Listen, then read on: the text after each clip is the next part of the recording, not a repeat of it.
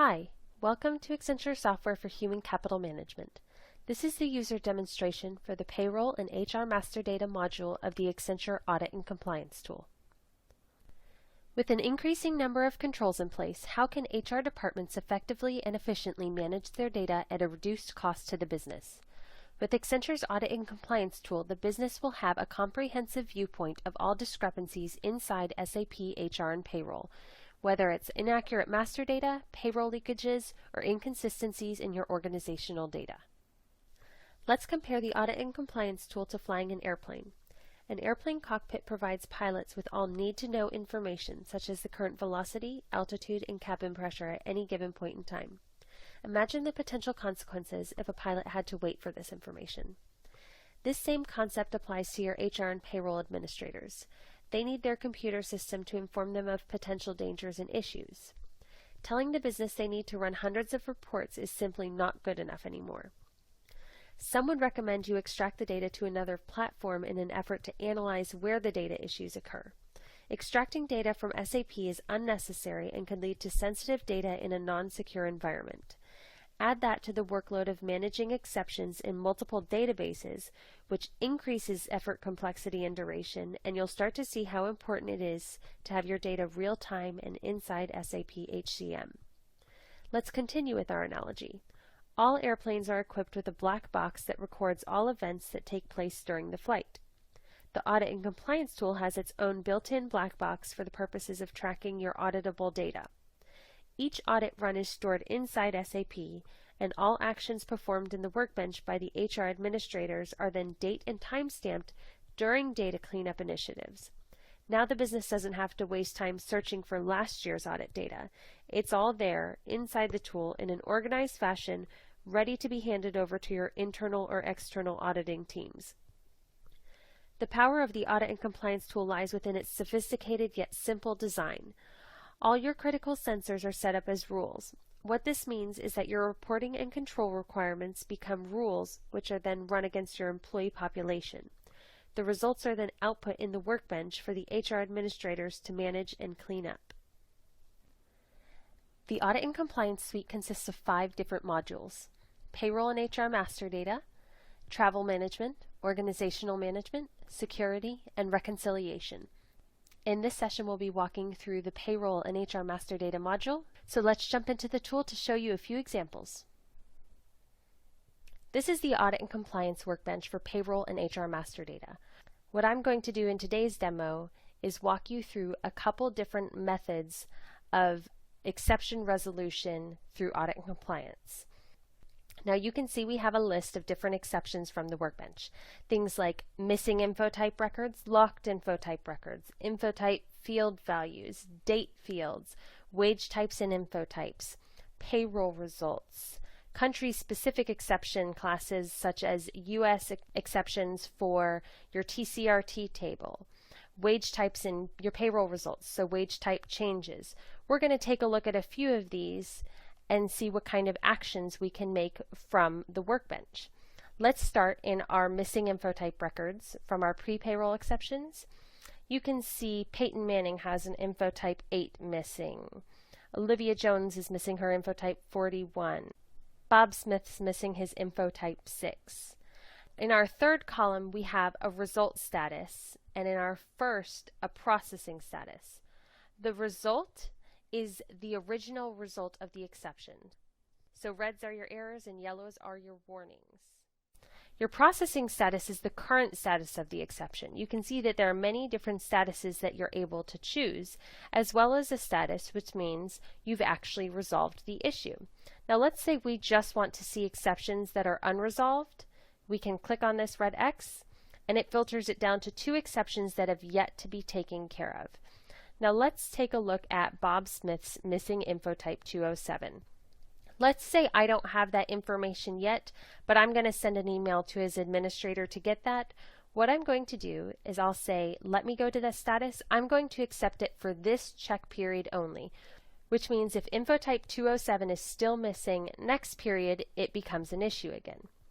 Once I accept that, you can see that you get a nice little check mark with the circle behind it. Now to continue documenting my progress, I'm also going to include a note.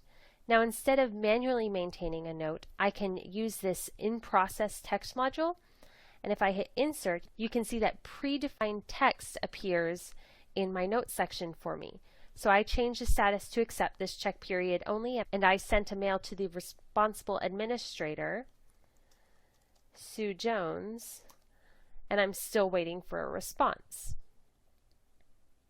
You can see that note has been versioned and adding to the exception right there. Now let's take a look at another exception type. Let's go into our missing date types. If we take a look at these, let's go into Miss Monica Geller. Now let's say I actually have her technical date of entry. I can double click, it drills me directly into SAP, pre-populates her personnel number and info type along with the dates. I hit enter. All I have to do is hit change, and I can go ahead and enter her missing field values. So we'll enter her technical date of entry, hit save, and when I hit back, it sends me directly back into that audit and compliance workbench. Now you can see I still have a big X here. What I need to do is hit this check button, and that'll rerun the exception to see if it's been fixed. As you can see, I now have a big green check mark, which means I have taken care of that issue. So I can move on to my next item. Now let's take a look at one more, and that is our wage type changes in our payroll results. Here you can see that we have Mr. Jim Halpert, and his total gross increased by more than 10% from the previous period, so we need to take a look at this. If we scroll even farther to the right, we'll see that we're looking at the results table, wage type /101 total gross, and we're seeing a difference of 22.22%. Now his previous payroll results were $1,515.15. His current payroll results read at $1,851.86. So that's our difference. Now let's say that this is actually an acceptable difference. What I can do is I can go into that status again, and I can say this is acceptable for this check period only again, and we'll add a note that says Jim received a bonus. Again, continuing with the documentation of your resolution activities.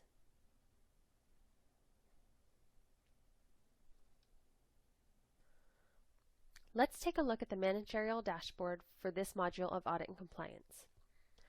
Over here on the top left, you can see the period of time we're looking at. We're looking at June 1st, 2009 to March 1st, 2010. In the middle, we can see our exception statistics. We can see the total number of exceptions we have, the number of errors, the number of warnings, and then a breakdown of things like the total number of errors that are still unresolved, the total number of warnings that are resolved, and you can get an idea of what your data looks like. If we scroll to the right, we can see the breakdown of our exceptions. So we can see employees without a position assignment, there are 51 of them, while there are 29 employees with missing info types, and we have 9 either inactive, withdrawn, or retired employees with payroll results. Now, on top of this detailed information that you can provide your managers, they can also see this detailed view, which provides you a trending summary of your audit workbench. What this does is this provides you the ability to visualize what your current data looks like, what your data looked like when you started, and what it's looked like every period in between. And you can even zoom in and say, let's just see the last 6 months.